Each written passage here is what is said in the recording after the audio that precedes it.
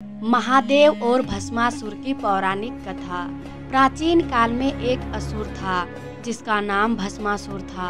वो महान तपस्वी था और देवों से वरदान प्राप्त करने की इच्छा रखता था। उसने कठिन तपस्या की और भगवान महादेव को प्रसन्न करने के लिए घोर तप किया। कई वर्षों तक उसने कठोर तपस्या की, जिससे भोलेनाथ संतुष्ट हुए और उनके सामने प्रकट हुए। महादेव ने भस्मासुर से वरदान मांगने को कहा।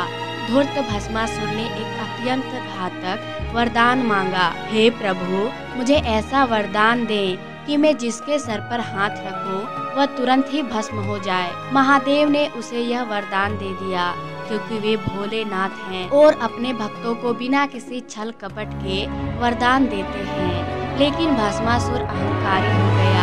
उसने अपनी शक्ति को परखने के लिए सबसे पहले स्वयं महादेव पर ही हाथ रखने का प्रयास किया।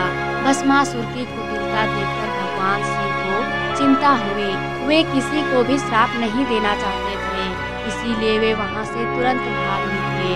भस्मासुर शिव के पीछे दौड़ने लगा।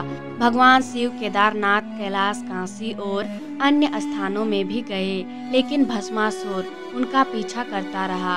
आखिरकार महादेव भगवान विष्णु के पास पहुँचे और उनसे सहायता मांगी। विष्णु जी ने उनकी परेशानी को समझा और एक योजना बनाई। भगवान विष्णु ने सुंदर स्त्री का रूप धारण किया और मोहिनी नामक अद्भुत रूपवती अप्सरा बनकर भस्मासुर के सामने प्रकट हुई।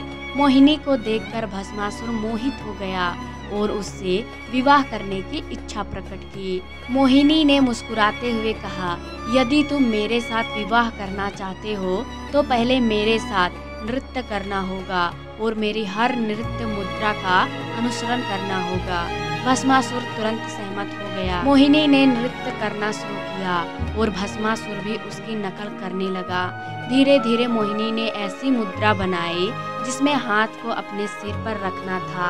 भस्मासुर, जो पूरी तरह मोहित हो चुका था, ने बिना सोचे समझे वही किया और जैसे ही उसने अपने सिर पर हाथ रखा वह तुरंत भस्म हो गया।